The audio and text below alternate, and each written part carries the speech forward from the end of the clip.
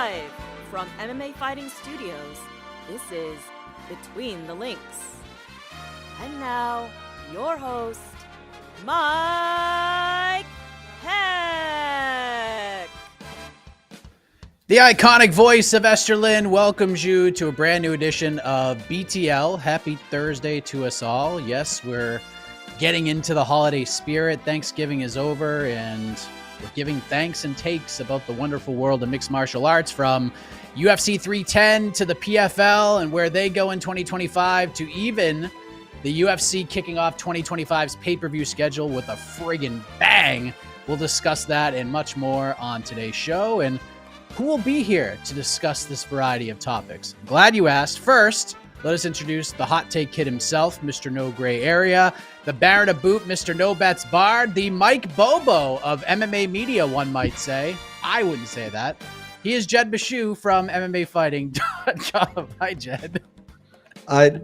People who don't know, I was dancing. I was getting all my titles, was dancing, and then you say that shit. Those are fighting words. If anybody calls me the Mike Bobo of anything, it's on sight.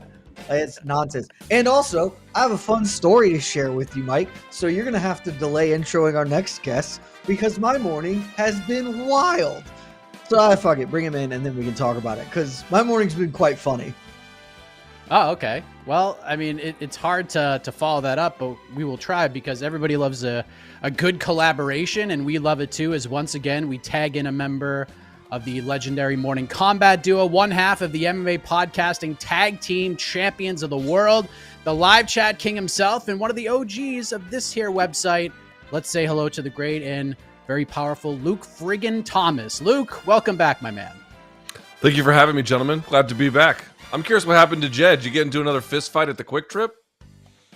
No, I didn't. It was actually is far more amusing than that.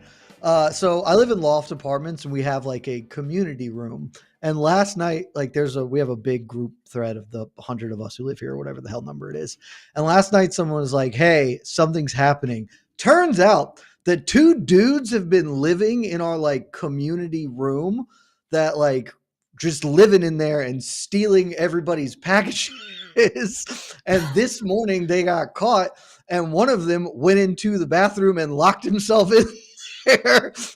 And so there were just some cops hanging in the community room waiting for this dude to leave the bathroom because there's nowhere to go. Like he's stuck. At some point he'll come out, and eventually he did. But it was just like an hour. It's like, yeah, there's a guy locked in the bathroom and he won't come out. It was incredibly funny. Are you living at the Howard Johnson? Where are you living? I live downtown Atlanta, baby. You living in La Quinta Inn? You living in? I mean, what's going on? Econo Lodge? What's going on down there? It's great. We have like a social community room where you can host events and do shit and live. Apparently live. Nobody had any idea until like a bunch of packages got stolen, and then they figured it out. And yeah, it was incredibly funny. Just like go outside, go walk to get my mail, go into the gym, and it's like, what are these cops doing here? It's like, oh, some dude locked himself in the bathroom. He's secretly been sleeping here for the last week. Awesome. So did you go in there and talk to the cops? No, I just walked by and asked one of the neighbors, like, what the hell's going on? And they're like, oh, okay. Well, I'm going to continue about my day, but all right. Shout out to the fine folks in the great city of Atlanta. Tough to transition from. Shout out to those dudes. What a king move. I'm just going to live in this place and steal your Amazon packages. Absolute king shit. Unreal. And there's the horn of success.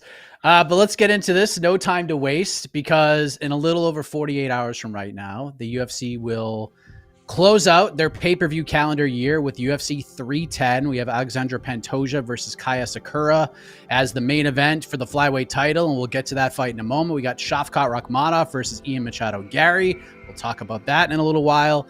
That's a 5-rounder with incredibly high stakes. We got Cyril Gane versus Alexander Volkov 2, Bryce Mitchell versus Kron Gracie, a fight that has drummed up quite a bit of chatter. Nate Landwehr versus Doo Ho Choi opens up the main card, plus we get Fights like Anthony Smith versus Dominic Reyes, Movsar Evloev versus Aljamain Sterling, Chris Weidman versus Eric Anders, Vicente Luque Temba Garimbo, Randy Brown, Brian Battle. Michael Chiesa is fighting on the early prelims against Max Griffin and much more. So, Luke, I want to begin with you because, yes, UFC 309 had John Jones on it, and Stipe fought on it, and Chandler and Oliveira fought on it, and those are big names, certainly. I think there is zero question that 310 is better on paper, top to bottom, than 309 was. And while this isn't UFC 300 level depth, because you'd be hard-pressed to find a card better than that, star power aside, can you make the case that this is the second best card on paper for the UFC this year from fight 1 to fight 14? Ooh. That's a tough one. I don't know if I can. I don't know if I could say that it's better than 300 top to bottom. I realize that 300 in some ways was disappointing both before, during, and after, although it had the punctuated moments along the way, and I think the card quality in general was pretty good. I don't know if I could go 1 to 14 if that's that, but like your general sentiment is, I mean, inarguable. There are a couple of fights on the card. Your Chris Weidman, Eric Anders fight. I think the one that opens the card, the Kennedy and ZQU, and then the Lucas, I don't even have to say his last name. The guy was like 9-5. Not appointment viewing per se, but literally I would argue absent those two fights, literally the rest of them have some kind of interesting charm, whether it's Clay Guida and Chase Hooper, a bizarre kind of fun fight. Obviously, a rematch from a grappling bout that they had that, by the way, Chase Hooper won via calf slicer. Then you go up the line, Randy Brown versus Brian Battle. I don't know what that will be, but it'll be chaos probably for as long as it lasts. And I haven't gotten to the main card yet. Sterling and Evloev, there's an entire debate about its placement, but it sort of does speak to that, the fact that there is quality both before that bout and then after it. You can continue going on. I would say Reyes versus Smith at a bare minimum still is quite consequential for two figures that did play an important role in that division for at least some period of time. And then the main card all the way up has Crone Gracie, Bryce Mitchell. Again, I don't know what that's going to be because Crone Gracie is a very, very difficult guy to predict in any kind of way. But Bryce Mitchell, folks forget, he might not like seatbelts, probably hates condoms too. I don't know about antibiotics, but I do know this. He's only 30 years old. Crone Gracie, 36 years old. So that by itself makes it for an interesting contest. And then all the way up the rest of the card. And so it's not a perfect card. I don't know if it's the very best one, but the UFC should be able to pull off cards like, or I should say it this way. Only the UFC could routinely pull off cards like this, given the resources that they have. There's a lot to like here.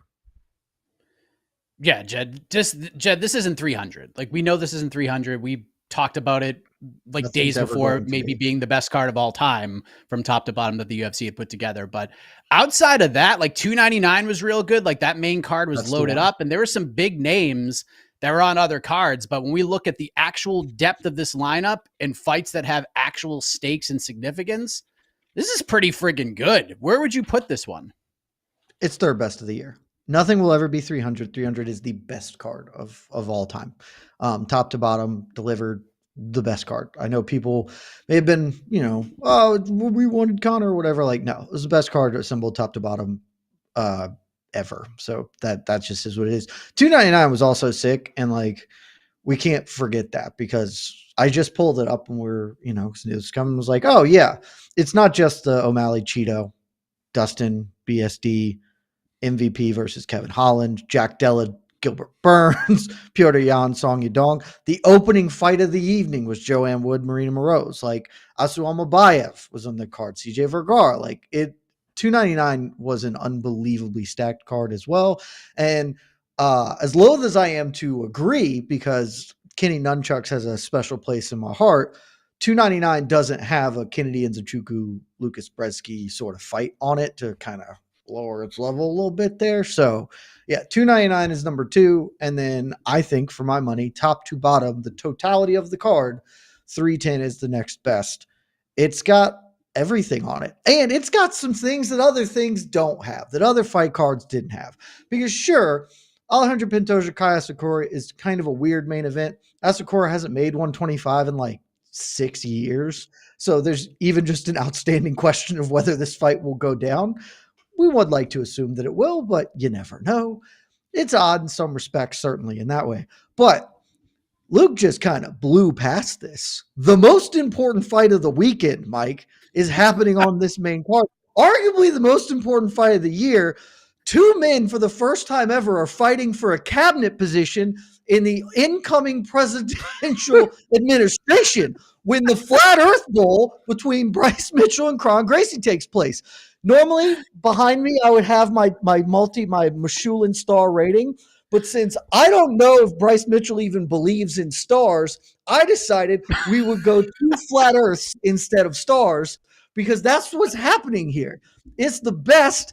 I know that it's like not as meaningful as Movsar Evloev versus Aljamain Sterling. It's the funniest fight the UFC's ever put together, and people aren't appreciating enough just how absolutely insane it is that this is happening in the year of our Lord 2024. Bryce Mitchell's out here being like, seatbelts are dumb. Like, come on. This is the best fight. It's the most UFC fight ever, and I could not be more excited about it. Yo, let me interject here if I may. You know, not wearing seatbelts or like being like not anti-seatbelt, but like just not seeing the point. Like, you know how some people are like, oh, BJJ doesn't work, just stand up, it's a scam. Like, I wonder if he views swimming as that, like the ability to not drown as like a scam. Like, swimming's actually a scam. Like, drowning's not real. It's like, well, I think it is. You don't have gills. Okay. I do want to make one point, if I may, about this card. Something to kind of think about. 298, 299, phenomenal cards. 300, obviously, the best of the year, certainly. This card is interesting because one thing that it has that the other ones don't is there are no women on this card. And I am not one of these people that can't find charm anywhere in the fight game or really wants to lean into the, you know, the manosphere influence that already is a little bit over the top in the sport. But I will say, you know, which one would you put on this card that's available if you had to be a matchmaker? And the answer is I'm not exactly sure that there would be one. Like, I'm not saying it's good that there's an absence. I'm saying it reflects that the women's game, Dakota Ditcheva notwithstanding over in PFL, it's missing a little something. And this card not featuring any part of the women's game and people not really being in any way missing anything about it, from what I can tell anyway, I don't know. It's kind of tells you where the women's game is at presently. Yeah, that's definitely an interesting point. But Jed, I want to go back to you because we have Pantoja, Alex Pants, as you like to call him, headlining his second pay-per-view card of the year. And he wasn't the UFC's first choice in either scenario, but he lands in the spot once more, and he welcomes in, as you mentioned, the former RIZIN bantamweight champion Kai Asakura, who is incredibly exciting, but a lot of UFC fans, especially the newer ones, they have no idea who this man is, and he plans to introduce himself in a big way. And Pantoja has said he likes the fact that Asakura is getting a title shot right away, and he has put Asakura over from Jump Street. So while most people, Jed, have circled Shavkat Garry as the fight to watch, and we'll get to that in round two, how excited are you individually for the Pantoja-Asakura flyweight championship main event? Tempered. I will say tempered, because there is an outcome where this fight bangs, right? Because Pants is just always fun. Like, he is just a super fun fighter. And Asakura is a very fun fighter too. If you've gone and watched RIZIN at all in the past like 5 years, he is usually putting on a performance that is worthwhile. There are a lot of questions that I have about it, which is why I am tempered. Like, I am dead certain that Shavkat versus Garry is going to be cool. I think Shavkat's going to kill him, but even if he doesn't, something cool and notable is going to happen. Like I said, Asakura hasn't made 125 since like 2017, I think. That's a long time. He's not a small fella. He's a pretty big boy. And so, like, if he can make the weight, that's the first hurdle to clear. And then he would have like a pretty clear size advantage over Pantoja, but will he be diminished? Like, to the best of my knowledge, I'm not 100% on this. This will be his first fight in a cage in like a lifetime. So, like, that's very different than fighting in the ring in RIZIN. Like, there are just a lot of structural things here that I personally would have liked him to just get an intro. How do you do? Let's see him make the weight, crush somebody, like just kill a can to get in here and get a title shot. But, you know, it is what it is. If everything goes well, this fight will probably be very cool because the competitors in it are very cool. But there's a world where it doesn't go great. And there's also kind of a world where Pants just runs him. Like if Okakubo can take you down and sit on you a bunch, like I kind of think Pants can too. So I'm tempering my expectations here because I think there are a lot of worlds where maybe this fight doesn't deliver, but in the worlds where it does deliver, flyweight rocks. And so when high level flyweights are going at it, which these two dudes ostensibly are, ostensibly being if he makes the weight, then this fight will be a pretty great finish to the end of the pay-per-view schedule for 2024. Luke, would you describe your level of anticipation as tempered as well, or are you in a different mindset for it right now? I mean, I candidly, I know it's a UFC title fight. I want to be clear about this. I'm in no way bashing the fight. I love the fight, probably for all the same reasons that most of the folks watching and everyone here on this panel feels about as well. I share every similar opinion, but I actually have like a feeling very different, which is I don't have any expectation. I mean, yeah, of course, we can kind of game this out. It seems reasonable to conclude the Archuleta fight, which, by the way, the one that Asakura is coming off of, a decent kind of look into what this fight might be. There were times Archuleta was able to duck under and get the back. There were times in which he was able to threaten with takedowns, although Asakura able to get his feet back and under the ropes, and making it hard to take down. He's not going to have that in the cage. And so to that point, he could get overwhelmed with the grappling. But at the same time, dude, Pantoja is reckless. Pantoja is wild. Kai Asakura, good at both intercepting pressure and then finding people on the retreat. I mean, this could go a billion ways, but because Asakura is making his UFC debut, because Japanese fighters are 0-6-1 in trying to win UFC titles, I mean, yes, it could go so many different ways, but it's not like I'm hanging on any kind of expectation, right? It feels almost like I'm looking at this whole card less like a pay-per-view and more just like an absolutely outrageous fight night. And feels like a bonus that we don't even really need on top of the Shavkat and Garry show.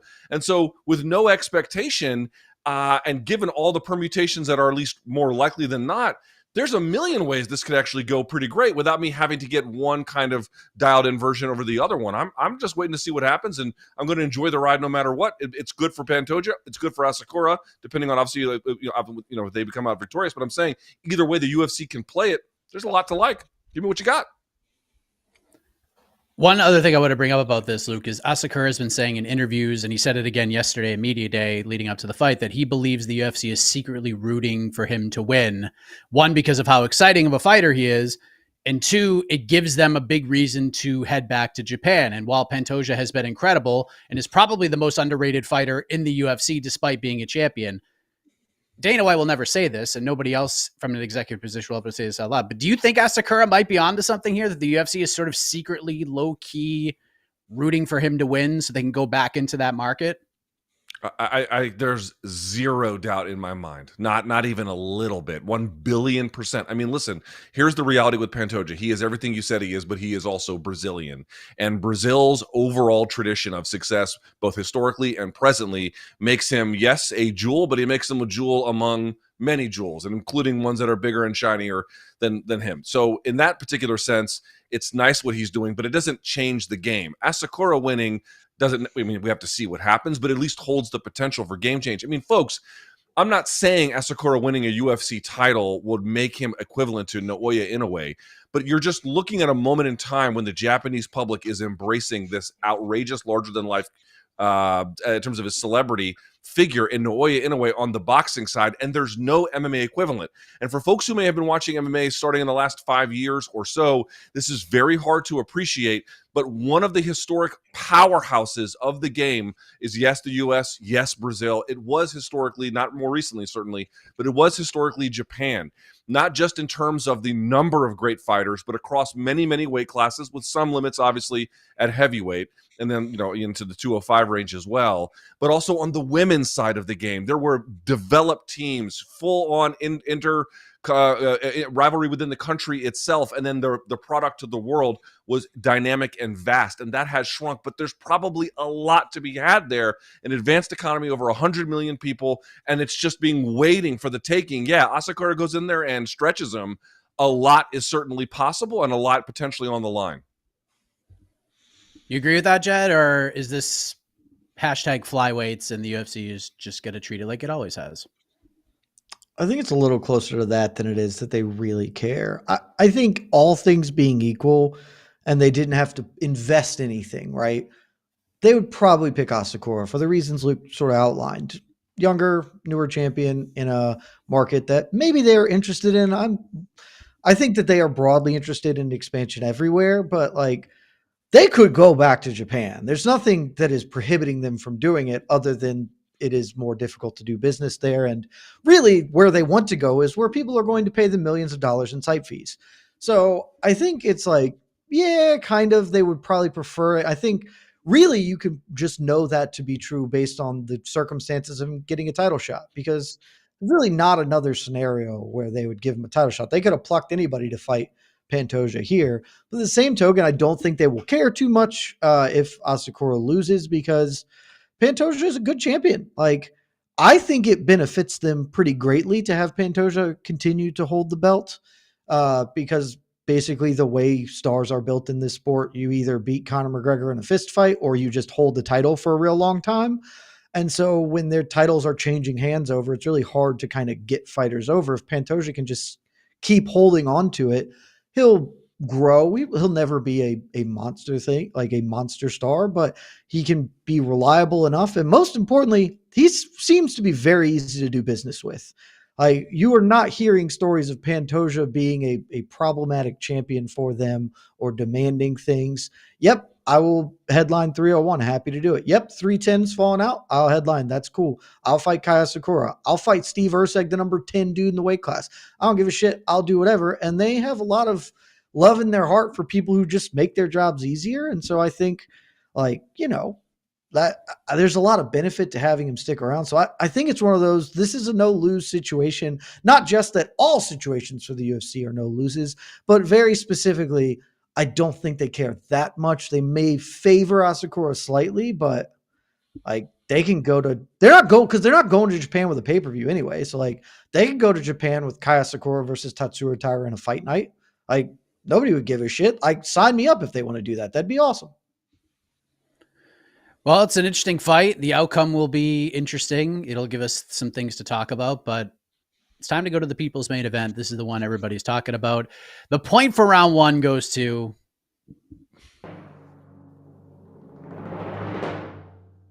when you can sell Kron Gracie versus Bryce Mitchell and provide visual aids, you get the point. Jed Meshew gets it 1-0. It's the stupidest best fight of the year. Like this fight is all bozo, and I could not be more here for it.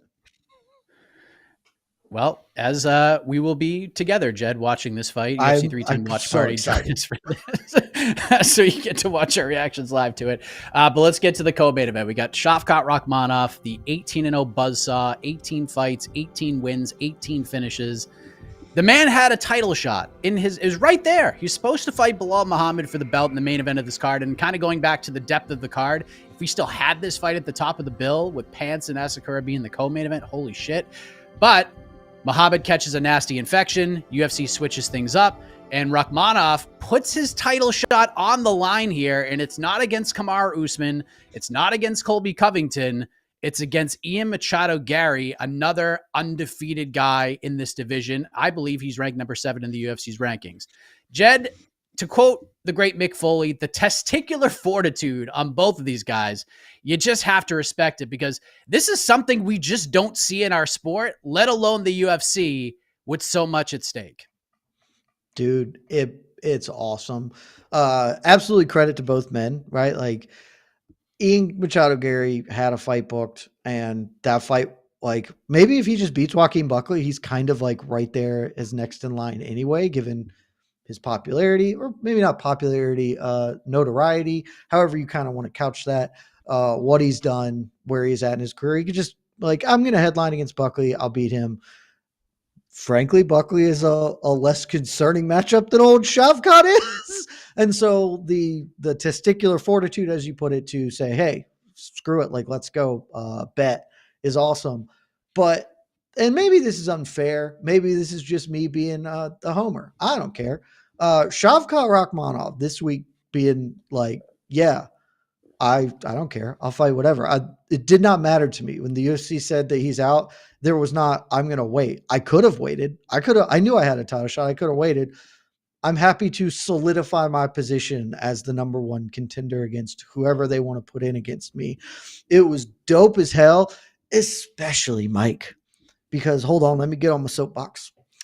Especially in a world where Jonathan Dwight Jones is doing the most transparent duck shit I've ever seen in my life, who blatantly is refusing to fight the number one contender in favor of fighting an old retired firefighter.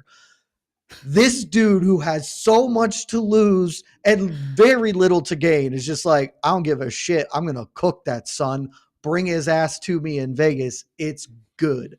Like, Shavkat is the man, and Shavkat is not a chicken, and thus Shavkat is not a goat yet, but he can be a goat because the science backs him up.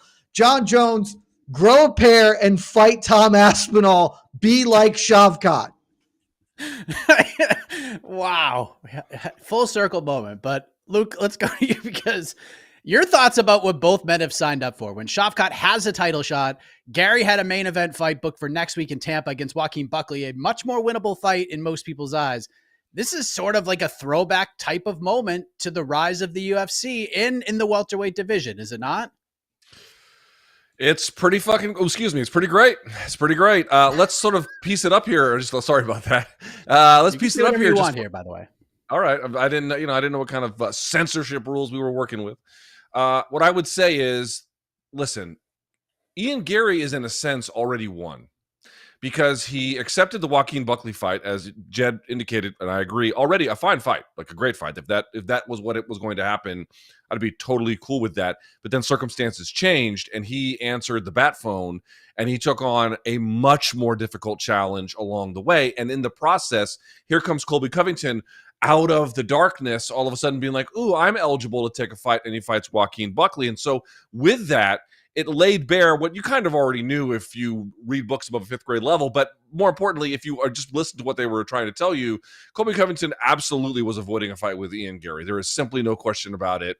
And it 1 billion% could have taken it and just simply chose not to. In that sense, that's already done a bit of a rehab PR. Then you add on what we just already talked about, a short notice acceptance of Jason Voorhees coming through with the machete, starting to hack swimmers and teens in the 1980s and 90s to death. He signs up for that one instead. Are you kidding me? What else can you ask of the guy? That this is the kind of moment when you need to know, who are you? Who are you? And he answered the call. Now, how good of a fighter he is, we'll find out on Saturday, but you have to love that. Then on the other side, Rakhmonov has a title shot, loses it, and says, oh, no bother. We'll just take on whoever the next guy is. Oh, it's a former training partner, the one who I put to sleep on the mats of Killcliff. Sign me up, ladies and gentlemen. We already had Thanksgiving. I don't mind having a second helping of delicious treats on UFC 310. And so how do you lose here? If Garry wins, he rehabilitates his image in the most unbelievable of ways. And by the way, just beating that guy is so validating by itself. Then on the other side, if you're Rakhmonov, you could have sat on a title shot and you decided not to go beat up a former training partner. Holy fucking shit. Ice water in that guy's veins. This is what the fight game is. This is how fandom is built, ladies and gentlemen. Salute. As you both so eloquently put it, the winner is getting a title shot against Bilal Muhammad. There's no ifs, ands, or buts. And it's one of those scenarios, as you both laid out, Luke especially, where both guys, you have a lot to lose, like reality-wise, when it comes to getting a title shot short term, but both will end up getting respect and applause no matter what happens for risking so much. But Luke, Shavkat got this title shot. A lot of us have said, look, this guy might be the guy at 170. He's just wrecking people. Let's just throw him in there and see if he's the dude. And there are others who say, well, his best win is against Wonder Boy. He hasn't gotten that signature win yet. And Shavkat even told me yesterday when I spoke with him that, yeah, I haven't fought in a year. I want to fight. But he also admitted that the reason he is taking this fight is to shut those people up. And for Garry, he's doing the UFC a solid taking this fight. And he's still young and up and coming and still trying to find himself in a lot of ways. A loss doesn't truly crush him all that much, but it stings. My question, Luke, is where does the loser go from here? So I do think it's worth pointing out the kind of interesting parallel that they've arrived at this moment. They both had the Neil Magny fight, then they both had the Jeff Neal fight, and then they both fought point karate fighters. And so I want folks to acknowledge that, like, I think Shavkat's going to win. You're asking about the loser. Just give me a moment here. I think there's an interesting symmetry and parallel to their careers where this kind of serves as a bit of an inflection point. So let's talk about the loser in this moment. If in fact, like, one person goes in one direction from the inflection point. If it's Garry, you're like, well, there's nothing really to risk here. Well, I do think, again, he's already won and there is significant upside even in a loss. However, I would argue if he takes a beating, that could be potentially quite bad for him. He's already an outside fighter who is more defensively prone and I think more risk averse than someone like Shavkat. You add on getting beaten up real badly if that's something that happens, and that could affect their development to a degree. That's a little bit speculative, but it's on the table. However, I think absent that, if he performs even remotely ably or is defensively responsible in any kind of way, I don't think he really gets set back at all. He takes on maybe the winner or the loser of the Tampa main event, right? I mean, again, that's also kind of speculative, but there's probably some symmetry between those two bouts as well. If it's Shavkat Rakhmonov, that's a little worse because, as you mentioned, undefeated and has nothing but finishes. And it's one of these guys, I'm telling you, if people walk into the cage wearing dead animals on their head, these motherfuckers mean business. And he has looked like Mr. Business from the moment he showed up the entire way through. I know he got tuned up, by Jeff Neal, but still got the job done in that one and then in a subsequent bout as well. But it would be a tremendous knock on his stock to have done this, to lose, and then to also have lost a title shot on top of it. That would be a bit more of a reckoning. Still one I think both could come back from, but it would be much more damaging for Rakhmonov. Jed, what do you think? Where do both guys go? Like, Garry's probably in a better spot if he loses. If he gets run over, might be a little bit different, but Shavkat is risking the biscuit here in a number of ways, but he's still relatively young and in his prime and he can make his way back. But obviously with this division and the names that are up there and Kamaru and Leon and all these guys and Colby, et cetera, could be a longer road for him. So where does the loser go? We know where the winner goes, but what happens to either guy if they lose? I don't think either guy loses too much, frankly. Like, they lose some. I would say, honestly, the biggest thing that a loser faces is that I will pretty confidently pick the winner to then become the champion. And so suddenly you have lost to the champion, and that's always a harder road to kind of climb back up. But outside of this, like, Shavkat's popular. If he loses, there will be, some mouth breathers who are like, hype train derailed. He lost Ian Garry. Ian Garry sucks because he has like a healthy relationship with his spouse or burr. Like, there'll be people that say that shit because they're dumb, but that's fine. Like, ultimately, Ian Garry is also an undefeated fighter who, if he beats Shavkat's probably going to go beat Bilal and become the champion. So, like, and both of them are popular enough, or again, with Garry, popularity is not quite the right word, but significant enough figures that they can then take a loss and turn it into, okay, now I am fighting Kamaru Usman or Leon Edwards or somebody. Like, I doubt either are in a position where they'll have to like really defend against Carlos Prates or something. Like, they won't have to fight that far back. And a couple of other wins, they are still young enough, they are talented enough, they are certainly in Shavkat's case exciting enough that they can get right back in there. So this is one of those fights where the loser loses something, certainly. I don't think it is catastrophic or that bad. Like, if Shavkat gets outpointed by Ian Garry, especially given the circumstances, he was planning to fight Bilal Muhammad, not at all the same fighter that Ian Garry is, and this sort of happens, and okay, he's still 2 wins away from getting right back in there. Like, okay, now it's time for Shavkat to fight Kamaru or whatever, and he beats Kamaru and then he fights Leon. Like, all right, well, run it back. So I don't think either lose too much. Jed, you are our gambling guy. Shavkat is a pretty big favorite here. Last I looked, he was around a minus 355, while the comeback on Ian Garry is plus 280. Jed, how surprised would you be if Ian Garry pulled this off? And if he does, what does this look like? I'd be pretty surprised, but I wouldn't be like, I can't believe this. I am going to bet all of my money upon this happening.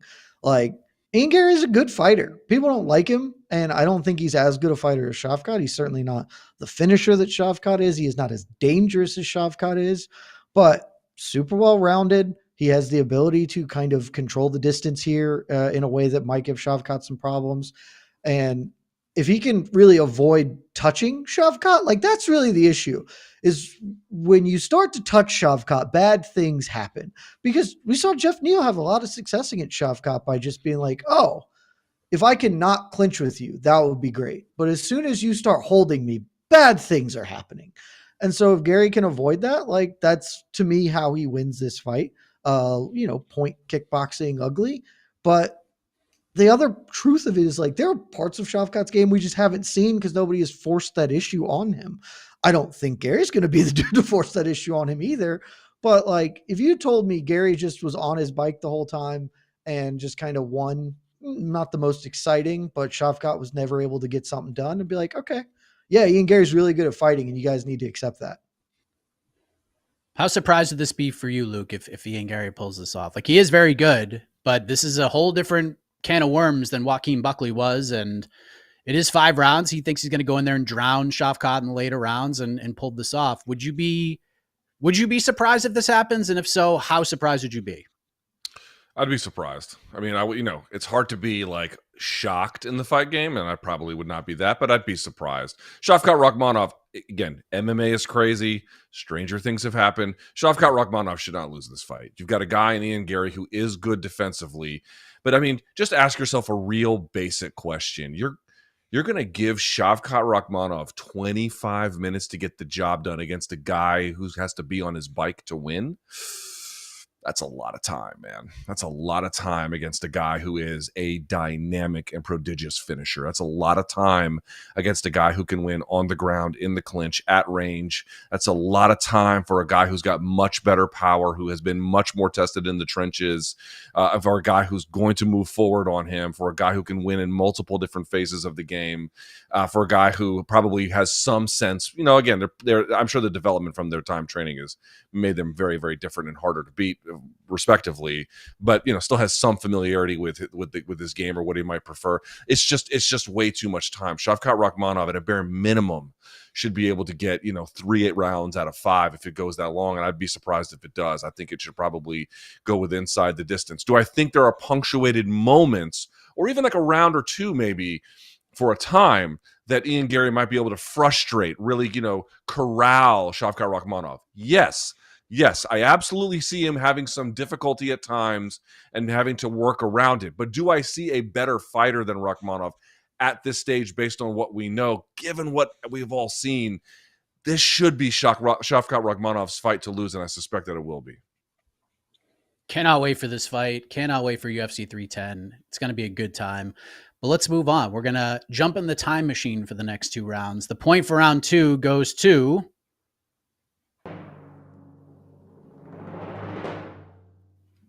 Jed, you in the correct direction. Luke Thomas, Yay. 1-1. There we are. Throw my confetti, bitches. Confetti flies, and what better way to build upon them than talking about a professional fighter? Do we have to?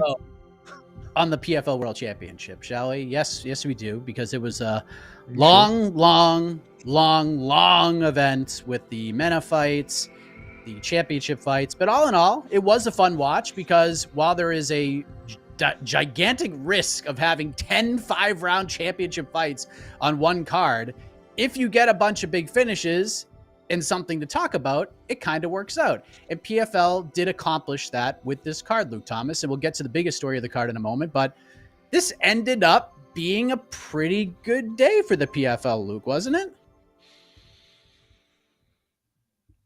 He can't say depends it. what you mean. Really depends what you mean. He can't say Depends what you mean.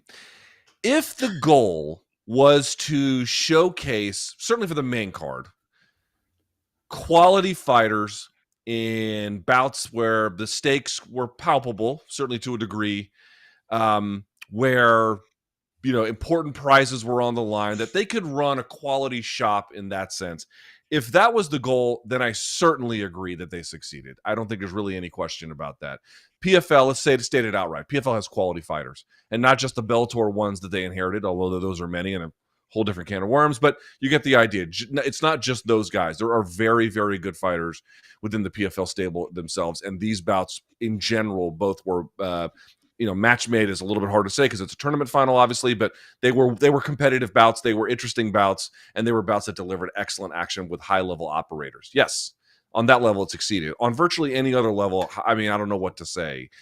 The PFL is the first promotion I've ever seen that is not consumer facing. They don't seem to care about building a fan base. Their customer is the Kingdom of Saudi Arabia or any other place that will pay them any kind of money to visit, or they're B2B. I mean, that's who they are. That's a B2B business. They just happen to show their company, their product to the world, and it makes it for a very disorienting thing to go to Ditcheva and they're working over Tyler Santos, and the arena is empty. It's totally empty, and you might say, "Oh well, okay, well that's PFL." Yes, but like even for Better Beef Bivol, it's not like completely full. It's much better, obviously a million times better, but it's still not like really a thing. You just have to wonder how long that's going to last. You really have to wonder like what all this means and portends for its future. And by the way, I'm told that there are aggressive reconsiderations of everything that they are doing internally. Where they will go, I have no way to know, but I at least know that there's a feeling about what are we doing? Is it appropriate, and should we continue? And like the answer is, yeah, you could build this bridge to nowhere for as long as investors will give you money, but that definitely doesn't seem like it's going to last forever, nor is the kingdom's money going to last forever. Where are you taking this whole thing, and who the fuck are you? I can't even answer that question. Was it successful, Mike Heck, in answering the question? We are the PFL, and this is what we're about. On some level, yes, but not in a very almost superficially declarative. And so, like, I can understand that when you watch this event, if you're a hardcore fan, did you get good MMA? You got good MMA, no question about it. But was it a success? Not really, beyond just the notion that they have a stable of good fighters in competitive contests on occasion. Yeah, I think the way I compare it was this was me seeing Napoleon Dynamite in the theaters. Look, the trailer looked terrible, and I was like, this isn't going to be good. And then I watch it, I was like, I laughed my friggin' ass off. It was great. The expectations are not very high. So as long as all of these fights didn't go to decision, I think people would have been happy. But Jed, I've been dying to ask you this question since we did the post-fight show, because you gave this a B or a B plus on the post show, all things considered, mostly for the main card. But I'm going to throw the Don Davis question at you, but rephrase it slightly because, well, you watch MMA fights. You have a night on the town. You got your 3 a.m. pizza. You go home to sponge the booze away with the greasy yet oh so delicious pie you've just purchased, and you want to watch some fights. Will this PFL main card be an option for you on one of those nights to go back and relive? No, I'll never go back and relive it. But so we're clear, like there are only a handful of things I'll go back and relive. Events that I would go back. Like I go back and relive specific fights. I'm like, yeah, it'd be pretty sick to watch Robbie Lawler fucking fist fight Carlos Condit again. Like, let's do that. Like I'm never going to go back and do this, but I fundamentally disagree with Luke on this one. I think this was a win. I do not walk this back from when we did our post show, because like I get what Luke's saying, and in a very grand sense, Luke is correct. Like, what does this mean? Like in the cosmic sense, this is a doomed organization because no organization can thrive outside of the UFC, because that's how the sport has been built, frankly. Like they are the winners and they're the only ones who can be the winners. But like, that's a little fatalistic for me, and reasonably like, no, the PFL is not going to take market share from the UFC or do any of the things that it is espousing that it will, because as Luke points out, it's not really trying to do that. It's trying to sell the idea that it does that. So people will give them money and they can keep cashing them checks, baby. And I got no qualms with that, because like, that's fine. A grift, the whole world is full of grifters. So why not grift in this fashion, I guess? What do I give a shit? Fighters are getting paid. It's cool. To me, what the PFL is, and this isn't an unqualified win, right? Like there were a lot of issues, but all the PFL can aspire to be is just quality. Like that is that they can aspire to present a good time. The bridge is to nowhere because there is no land. Like there is nowhere to go in this sport that is not the UFC. That is how monopoly works, and the UFC got one, baby. So like all you can do is ride this train as long as the wheels stay on it. And the wheels stay on longer if you continue to create meaningful, good fights. Meaningful is a relative term, obviously, but when the fights are for $1 million, they're meaningful. Like, right? Maybe they're not meaningful towards the rankings in a lot of ways. For $1 million fucking dollars, they are meaningful fights. There are stakes in those fights, and the quality of competition was good. To me, the PFL's entire business should just be every card should be entertaining. Like, we just want to continue to produce a replicable level of entertainment. So when fans tune in, they know that what they are getting is a baseline of competency and quality. And with this fight, their biggest of the year, that wasn't the pay-per-view or whatever, ostensibly the marquee event of their year, I thought they delivered that, broadly speaking. The biggest issue is what we talked about on the post show. And I have to say this here because somebody got in my Twitter mentions and was like, you're stealing Luke Thomas takes. And this is bullshit because I didn't steal this take. Luke and I guess, came to the same take independent of each other. But I've been saying for a long time, Mike, and you can back me up on this, PFL doing this shit in one day is dumb as hell, and it should just be the weekend. You do a Friday card and a Saturday card because nothing else is happening, and you can't put 6 championships, and by 6, I mean 10 because they did the Minna bullshit too. You can't put all of that on one day. That's categorically insane and nonsense. You do a Friday card and a Saturday card, you treat it like WrestleMania, and then boom, like then you've dominated the weekend when nobody else is there, and there's nothing but a win here. Like, no, it's not building to anything. I hope they've learned some lessons. I do think the pacing was much better, certainly on the main card stuff. Like, they're slowly getting there. And neither of us really mentioned it. The biggest thing is that they got the result they wanted. This year has functionally been the Dakota Disheva year, and she won. They did it. Like, they have built a star.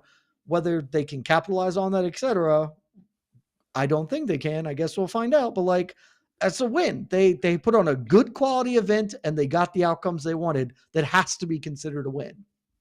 Yo, let me respond if I may. I am going to challenge that a little bit. So this is the way I'm going to look at it.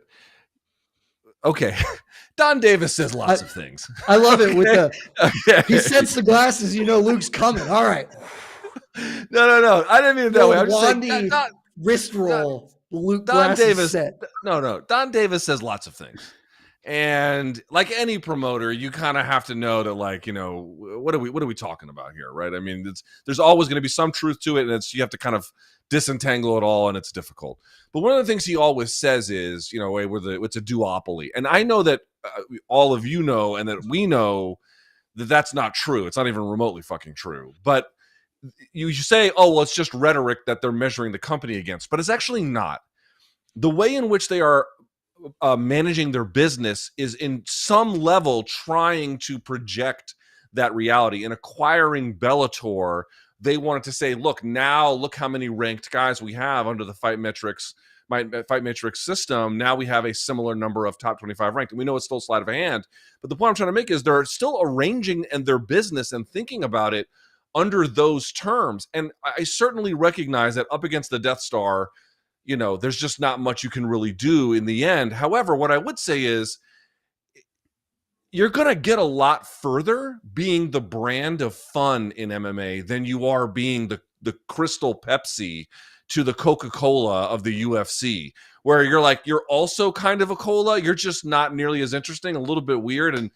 And there's just not necessarily a noteworthy way to identify this. Like, it's just there, kind of floating in the ether.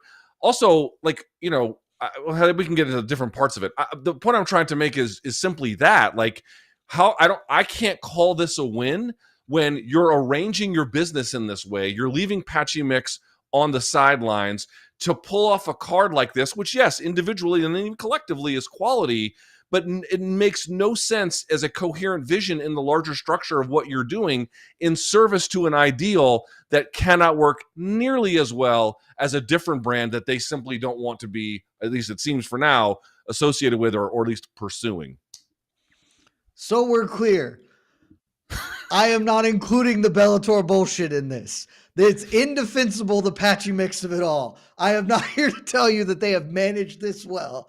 I was strictly speaking this event. If you want to open the broader topic to what the fuck they are doing with the Bellator talent they acquired, buddy, that's a can of worms I am happy to dive into. I guess all I'm saying is if people think that fights are that fandom is built on fights, and it is, but it's also built on events.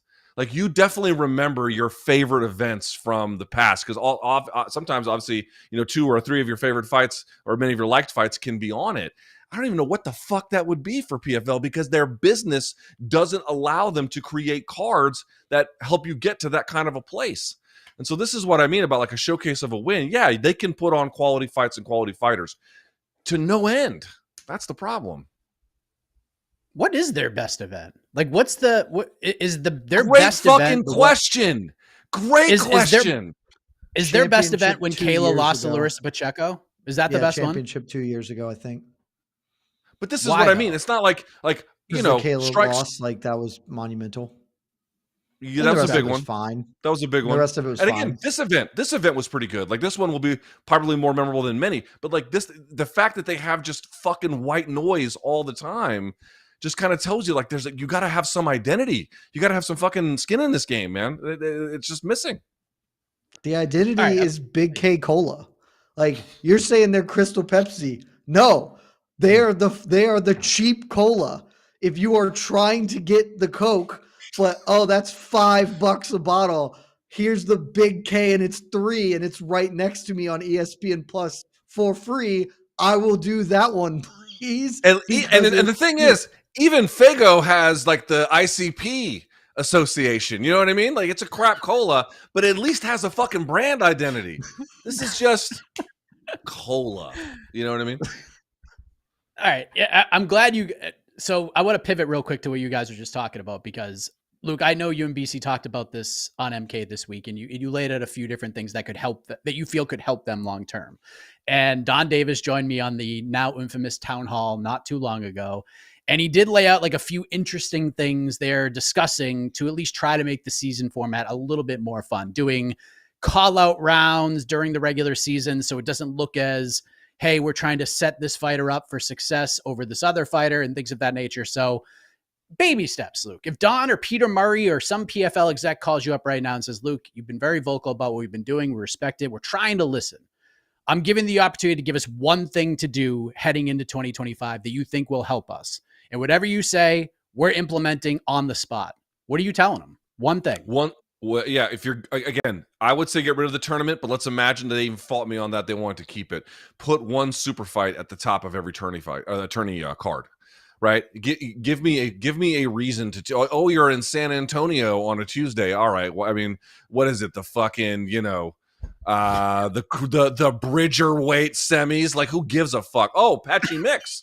Patchy Mix is at the top of this card. Oh, okay. Well, now I have a reason to tune in other than figuring out who the fucking Bridger weight semifinalist is from, whoever the fuck knows. Like that, like, what is there's no there. But you can make these cards instantly more interesting with these people that you've got that are really talented. Patchy Mix being one of them, but Leandro Ego spoke out and Pitbull spoke out, and obviously Musasi had a different issue. But you have names like that on the Johnny Eblin. Like, you don't have to wait to these grand moments where you're using everything at once. Bleed it out a little bit. Give me a reason to tune in. And I think that, honestly, among many other things that they could do, would make an instant difference. Jed, you get that same phone call. What are you telling them? I like Luke's. Luke's is a pretty good idea. I would tell them broadly, and this is not one, so they couldn't do it. It's like, they need to, I am fine with the season. They need to restructure it entirely. The way they go about it, I think, is very bad. Just top to bottom. The thing is the thing that needs to happen. And I hope, and knock on wood, think that it is going to happen. And I believe, based on no inside information, pure speculation, that it is only happening because of some financial incentives and or obligations with the way that they acquired Bellator. Stop fucking around with the Bellator fighters.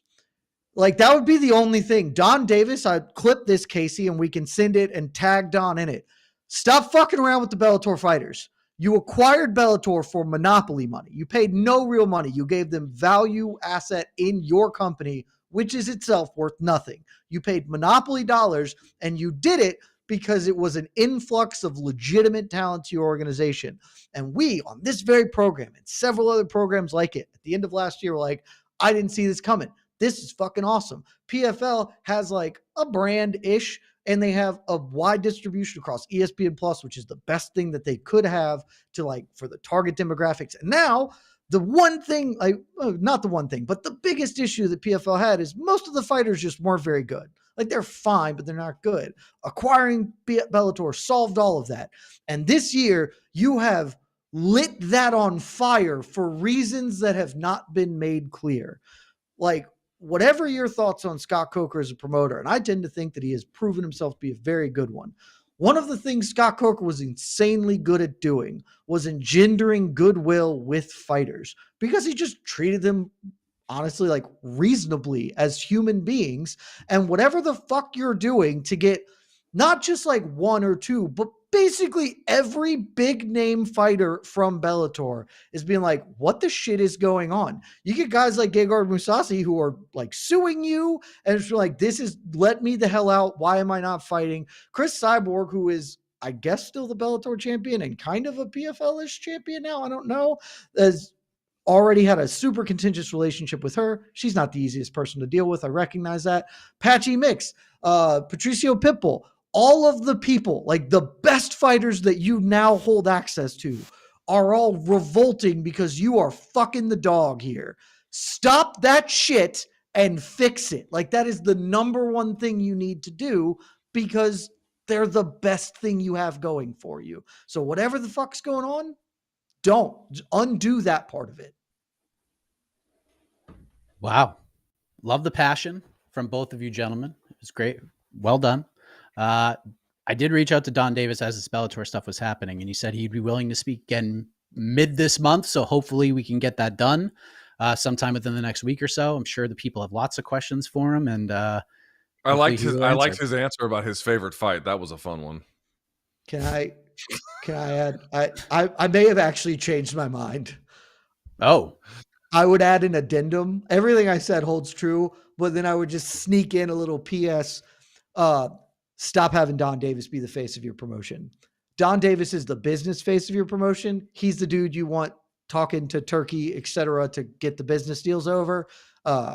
He should not be the guy. Like, I credit to him. If Don shows up and talks to you later this month, do any of us think that'll go super well for him? I have doubts that he would give answers that are good. I would like someone to give an answer about the Bellator stuff. Someone, because Lord, we have reached out to everybody and getting nothing. I don't know. Ray Sefo ostensibly has a job. Make him be the forward face of it. But Don's going to come in here and is like, Don, why are the Bellator fighters not doing anything? Well, you know, we were so focused on making the championship. Like, he's going to give a really bad answer. And so you should stop having Don give bad answers publicly. Yeah. Honorable mention to let Dan Hardy do more, because I think he's got good ideas and I think he'll get you a lot closer to a good place than anybody else will. Yeah. Yeah. I don't hate him being like the face of the company and doing more of like the Anik role, I guess, more so, where he's doing the pressers and all that stuff. Like, no issue with that whatsoever. So let's go to a more happier place in MMA. We're going from Saudi in the PFL World Championships to Los Angeles, California for January 18th. The point for round 3 goes to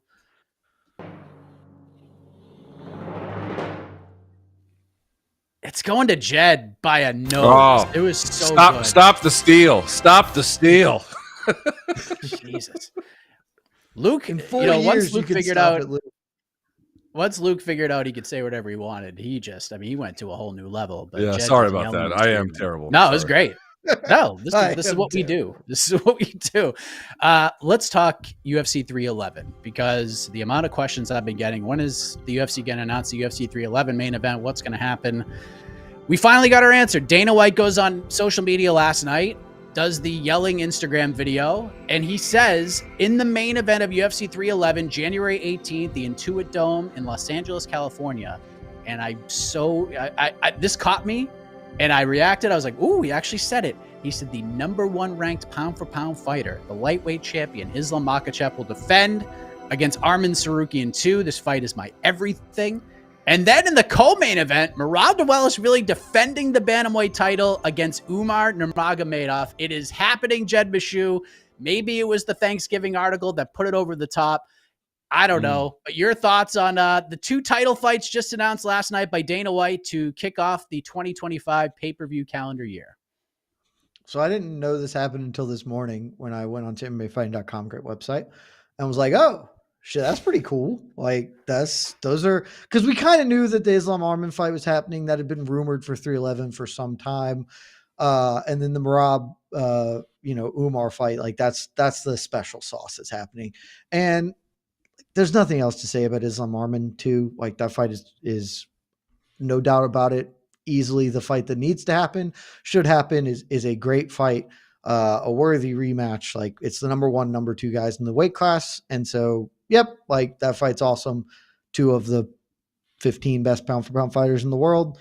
Everything about that is everybody should be in favor of watching that. The Merab Umar fight is also all of those things, but I will just say this part about it because I found this part charming and stupid.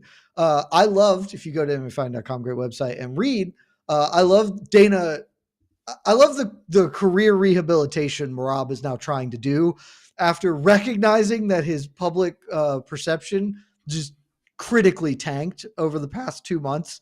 Like I have come on this program and several others and said, I'm not sure I've ever seen a dominant, good champion just do more to incinerate goodwill than Merab did in his first few months as champion.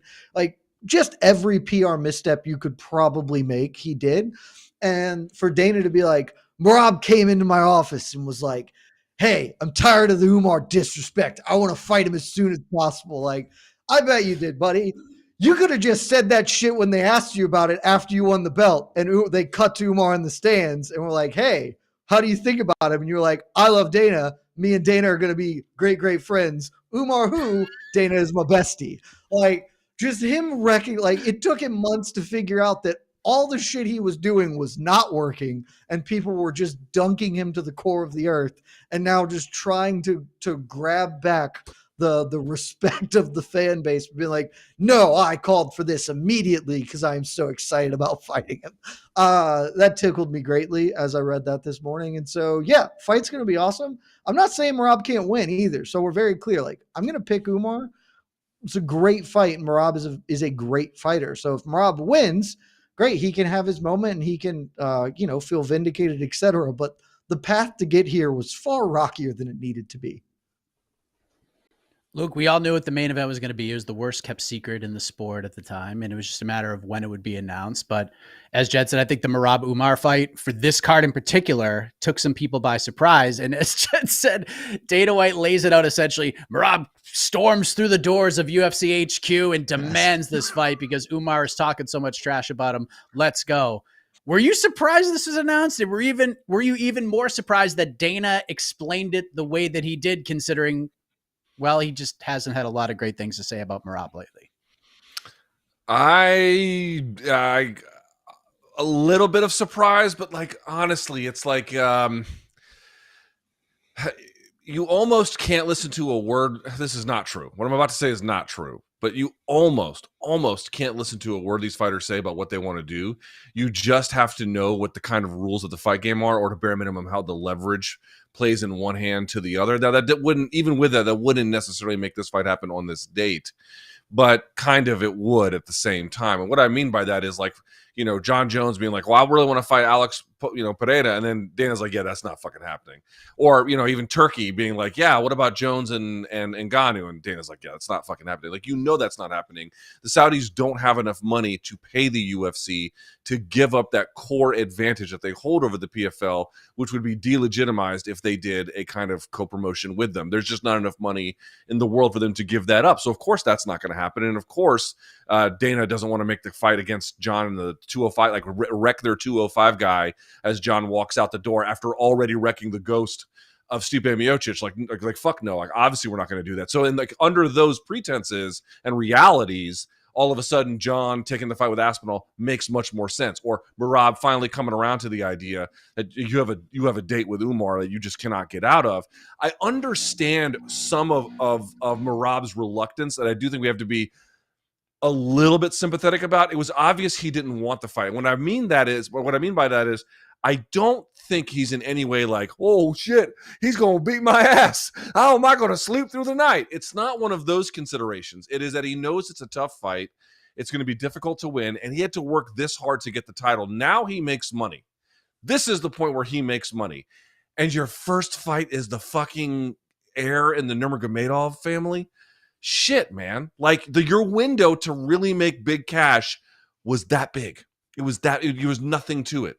Or, again, I agree with Jed. Certainly still winnable for Merab. I would favor Umar, but like if you're Merab, you have to be noodling this. You have to realize, holy shit, this is my time to make cash, and it's going to be fucking fleeting after having to do all that work.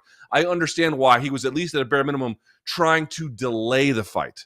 I do get that. Not that I agree with it, but I at least have, given that the system that these guys are in, I kind of understand that on some level. However, you can't beat the system fighting inside of it. It does not work. It will chew you up. And it is, to me, not just interesting that he took the fight, which is to the point of raised some surprise, but here we go. His teammate taking a fight on quick turnaround in service of the UFC is the same thing he's doing, even though it tripped up him in Aljamain Sterling doing it previously. Like these echoes of history. This is what you have to listen for. This is what you have to pay attention to. It's not what they tell you. It's what you can hear echo through like the moments of history as what actually shapes fights being made and fighter behavior. Yeah, and I think the surprise for me was, like you said, Luke, this card. Like if they booked it in April or May, wouldn't have been surprised. Like there was no way this fight wasn't happening. Like Umar may have taken another fight in between. I know he's kind of reported to fight Song Yadong on the same card, but it didn't happen. But Merab's next fight was going to be against Umar. And the issue I've had with how Merab has handled all of this is that he is not in a prize fighting division, so to speak. Like he could fight Sean O'Malley and it would get attention because of Sean, but there's no clamor for that fight whatsoever. Like absolutely none. And then the Petr Yan call out, which I like Petr Yan. He's great. He looked fantastic against Davis Figueiredo. That fight absolutely rocked. But you just annihilated this guy 18 months ago. So there's no interest in that fight either. To me, Luke, this was the biggest fight for Merab, was Umar. And if he wants to make all of the big cash, you go in there and you beat a Nurmagomedov, you hand a Nurmi his first loss in your first title defense, then the cash can come. Then you could start calling all the shots. I just think he put the cart before the horse with this whole situation. Do you agree? No, I don't. I don't think that's right. No? I understand your point. I understand your point and what you're trying to say, which is this is the real hurdle to clear. And then after that, it's a little bit more smooth sailing. And I think that is literally true, right? If he does do that, he will get that. But the money comes with title fights. And you have to have as many of those as you possibly can, assuming he's on pay-per-view points, which I would imagine that he would be. Once you get the title, that's the real demarcation line. The real demarcation line is being able to have that as a precondition upon any fight that is signed. That's where all the money is. And if they're making you fight a Nurmagomedov in your first fucking title defense, you at least have to reckon with the fact that maybe you get bad judging. Maybe you actually should have won, but the judging fucking screws you because you have this kind of a guy which is going to be nip and tuck, and all these battles are going to be really, really tough. You know what I mean? You can get it done, but there's still so many things that could undermine it. Whereas if you were able to get a Yan, if you were able to get an O'Malley again, these are much more winnable fights. And then at a bare minimum, you've got a defense under there. You got like 2, 3, maybe 4 title fights you could string together in the course of your career where you could get some real money. You can never allow a guy who's a champion to just nakedly get out of the way of the fight that he has to take. So I understand him taking it, but I also think you just look at who he had to go through and Cejudo and everybody else up this line, and then Jose Aldo and everything else, and then he gets to this point. And it's like, all right, let's make some money, but you got to beat Umar Nurmagomedov. I'd be a little bit, hey, Can we trot the guy who can't wrestle back out here? Let's get that guy again. I need to get some cash. You know what I mean? Yeah, the big thing for me is like if he went out there and just beat the shit out of Sean O'Malley and finished him like in round 2, and we're like, oh my God, look what Merab did to Sean O'Malley. Like Noche UFC was a UFC 306. What an incredible event at the Sphere. They did all this stuff and ended with Merab just icing Sean O'Malley. Like when you do that, then you have a little bit more, hey, I could call my shot. I got momentum. That fight was poo-pooed by most people. It was a great title win and good for him. Like, I respect the fact that he went the road that he's traveled to get there. But even Dana showed up to the press conference was like, not a barn burner, not a fight I'll go back and rewatch, essentially. So I ask you, Jed, like January, this just kind of surprised me with, and how would you sort of grade how Merab handled it? Are you with Luke on this situation that, yeah, I get it. You got to go and try to get the easier money, I guess. Not saying that either of those fights would be easy for him, but he's beaten both of those guys. So what do you think? First off, O'Malley 135.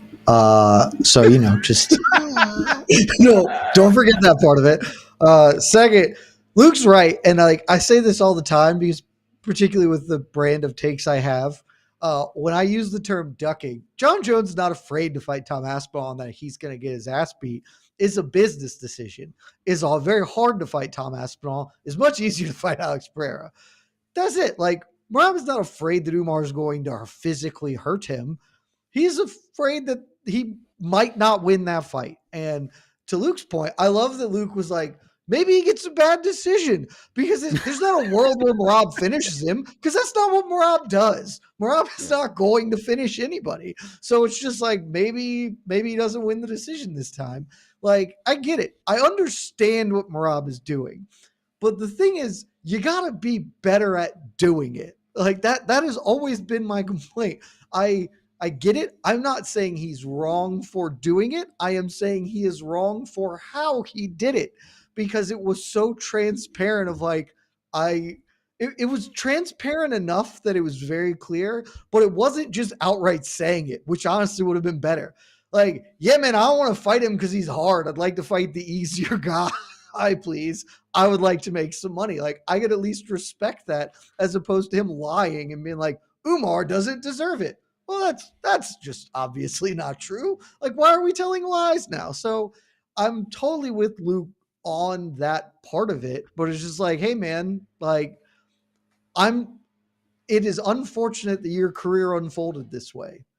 Sometimes people get bad luck of the draws. You are lucky that you got one. You could be Joseph Benavidez, who was an elite fighter for almost a full goddamn decade and never had a belt to show for it because he just happened to compete at the same time somebody else did. It would be a lot cooler if you got to have the I'm trying to think of somebody that's not the person I want to say because I don't want to open that can. If you got to have the John Jones career of, ooh, I'm really good right at the time where a bunch of people with big names and marketability are super easy fights for me. Sometimes it doesn't work that way, and it didn't for Merab. If he goes out and wins, like he still does, that's the thing. He still can go win. And maybe that's not fair, but he has to go do it. And if he does, then he has a little more opportunity to make that happen too. Okay, Petr Yan gets a rematch or Sean O'Malley and he can make that cash. But until then, it's just the luck of the draw and you got the short straw here. Really short doing it at 311, I will say. I did not anticipate that quick of a turnaround. And that was kind of the piece of this puzzle that I was the most curious about. Because I do think it's totally reasonable for Merab to be like, I just don't want to fight in 3 months after winning the belt. I want to take a little more time. I'm happy to fight him. But when Merab was like, I want to fight him dead ass in the middle of Ramadan, it's like, yeah, that's just clearly not going to happen. And so it being this early is very, very interesting to me. I kind of would have thought this would have been pushed back a little bit. And I don't know how that's going to play out. Like, I don't know if that's harmful or hurtful to frankly, both fighters, because it's a quick turnaround. Yeah, he took the and I respect it and probably would have done the same thing for a friend. Loyalty led him to this position right now because they wanted him to fight Aljo. He wouldn't do it. And I respect the hell out of it. And this is kind of where we're at right now. And this is where the division has gone because it's a weird, loaded, crazy ass division. So we're clear. You're absolutely right, because John Jones once had an opportunity to be loyal and was like, fuck that. I'm going to fight Shogun and take the belt. Kick rocks, Rashad. And that worked out pretty well for him. So, like, Merab could have done that and then didn't. And that's the price you pay. Like loyalty has a price. And in Merab's case, it may have been one championship fight.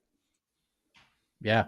Look at this card. Islam Arman, Merab Umar, Spanks. Jailton Almeida, Sergey Spivak, Yuri Jamal Hill, Kevin Holland, RDR, Oh, yeah. Johnny Walker, A Bogdan lot of bozo in Guskov, this card. We're Peyton going to have Talbot, RDR Coyote and the Barcelos, back-to-back fights. Is the best. Grant Dawson, Diego Fajeda. That's three. There's other fights in there as well, but I mean, those are all fucking bangers, Luke. Jesus, this is a great way to start the year.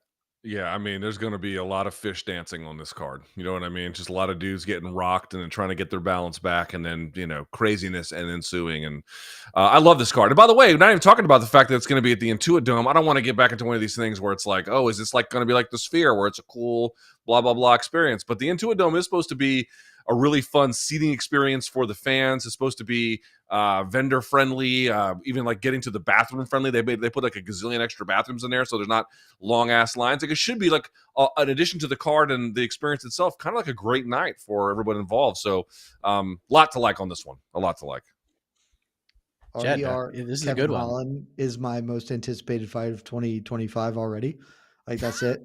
I need to see how absolutely like that is going to be the bozoiest fight you've ever seen. Dude, I feel like the Venn diagram of Jed's interest in MMA is like guys who definitely have some ability, but they only really come to life when they're really tired. You know what I mean? Yeah. Just fucking, Look, legitimately one of my 5 favorite fights ever, and I've said this over and over, and I will stand by it forever. Kimbo Dada is one of my favorite fights of all time. Bro, I covered that more than watching that. Motherfucker, I covered that fight for that website with Sean Al-Shadi. Go back and watch the post-fight show. I put a microphone in his face. I was like, yo, my first question, what the fuck? You know what I mean? We didn't even know what to say. We didn't know what to say. One of the greatest fights I've ever seen. Is one of the greatest fights I've ever seen. This is it. I love bozos. Like, bozos are the best part of this sport. Like, sure, high level MMA is great or whatever.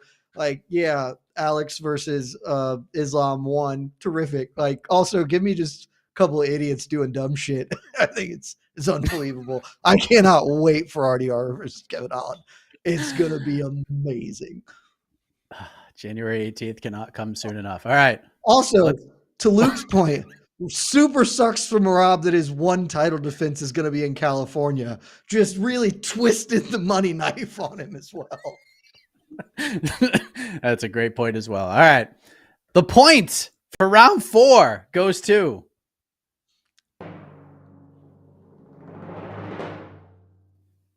Mr. Fish Dance himself, Luke Thomas, 2-2. Nicely done. Good shit. You fool! Right. Landslide. No longer a You got baby nuts. I was at that press conference, and this is a true story. A Bellator rep, after he did that, a Bellator rep came up to me and was like, can you please ask a fucking question to one of these guys that is semi-normal? and I was like, yeah, just Why? chill out. What the fuck? This is the best presser in the history of this sport. Within a minute and a half of it starting, bet you my nuts are bigger than yours. It's the best. It's the carnival sideshow. It's great. Oh my God. I interviewed Dada like the week of that fight. I asked him 3 total questions. The interview was 47 minutes. Holy He just shit. went and went and went. It was one of We those did things you the, just sit back with headphones on.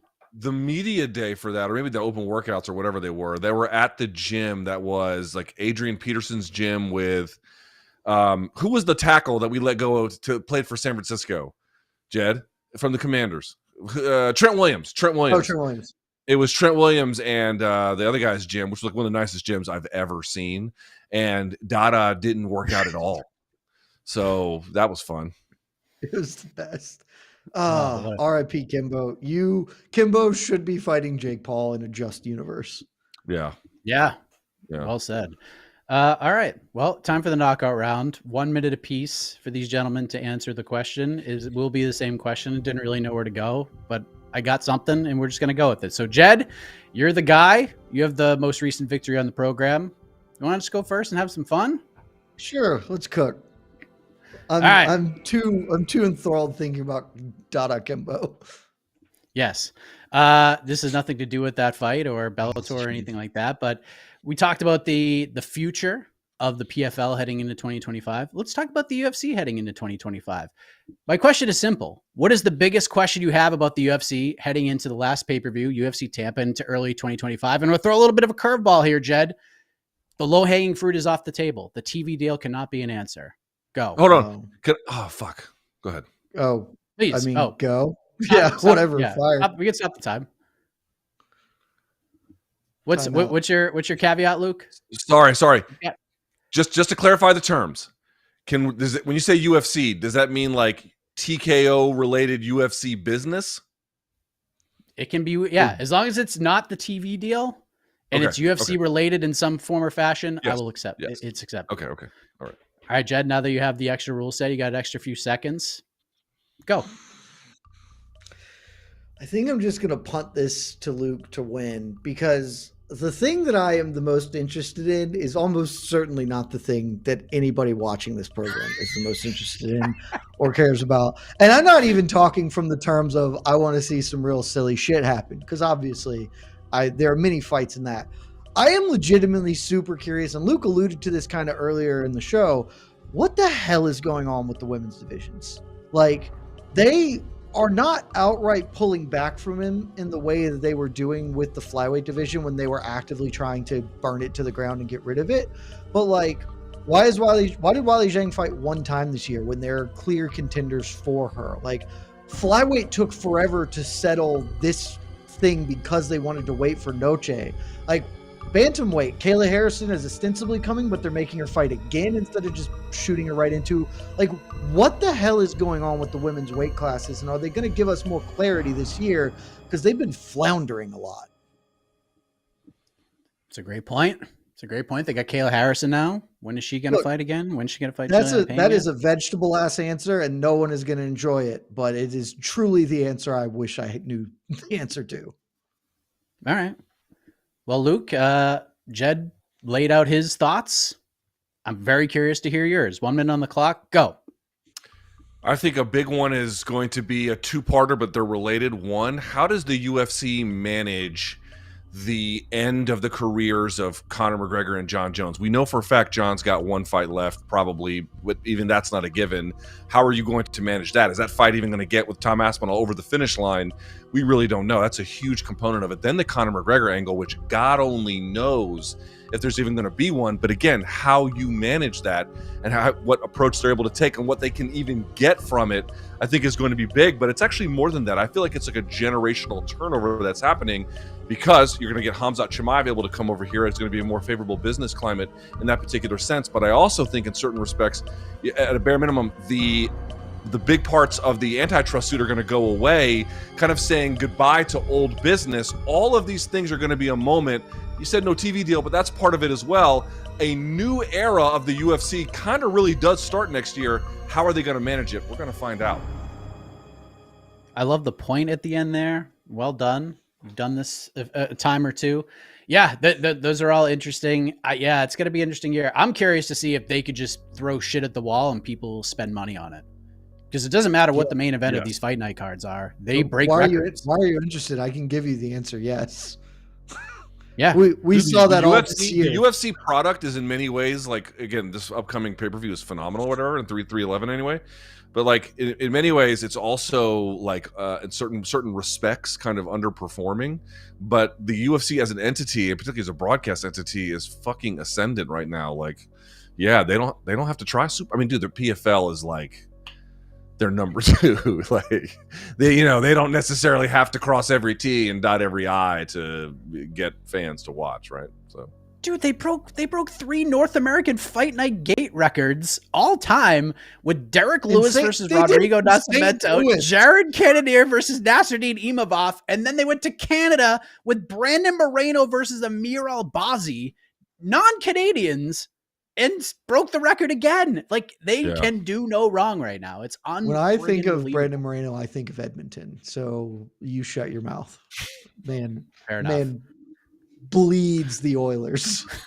Sure They does. do that La Bamba shtick though. They do, which is also not like purely Mexican, but it's at least, in the Spanish language, which I guess is related. They do that bit Similar? when they score and for the Oilers or whatever. All right, get your votes in. As soon as we see Casey's face, then we know that the votes have been tabulated. We will have a preview show tomorrow. Now that I just reminded myself, I need to figure out when we're doing that. Probably sometime after the official weigh-in. So I would say probably around 2 p.m., 3 p.m. Eastern-ish time, around that neck of the woods. And then all the different coverage. Jose is in Las Vegas right now doing what Jose does, just absolutely smashing it out there. So press conferences, ceremonial weigh-ins, all that stuff will be on MMA Fighting. And then Saturday, very big day, AK's predictions. We got the watch party. We got all the post-fight interviews. We got the post-fight show. We got the post-fight press conference. We got the Flat Earth Bowl, baby. which you're going to watch with us live, which I wasn't as excited for this fight then as I am now, but here we go. If the UFC had any gumption, they would absolutely full idiocracy and say the winner of this fight is fighting for a cabinet position. It's like, Oh, God. let's go. They get a spot in Doge. Dude, if Bryce wins, his anti-Elon rant is going to be both completely incoherent and awesome. Yeah. That's basically the title of Bryce's book. Incoherent and dope. Yeah, Casey put in our Slack channel yesterday after Bryce's scrum. He's like, what are the highlights? And I was like, seatbelts bad, farm food good. That was pretty much. I don't believe in media seatbelts day. is the greatest line. It's so good. I don't believe it. Outstanding. Casey is here, which means we have a winner. Who might that be? All right. Okay. The votes are in, and we have a definitive winner. Today, your winner with 66% of the Holy votes smokes. is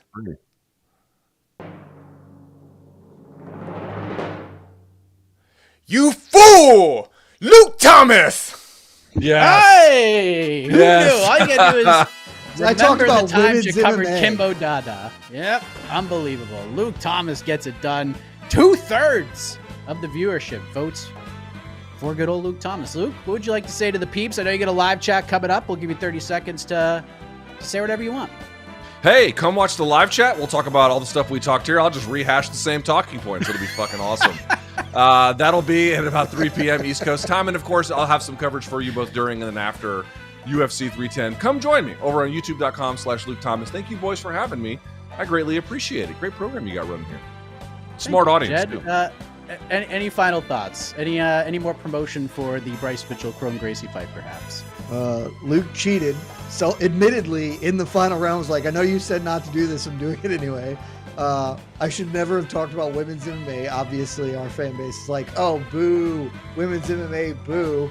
And yeah, I'm pumped about 310. It's going to be very, very silly, and I'm super here for it. So buckle up, kids. We're going to have a good time. We sure are. Casey, hit the music. We'll get on out of here. We appreciate you watching as always. Back next Thursday.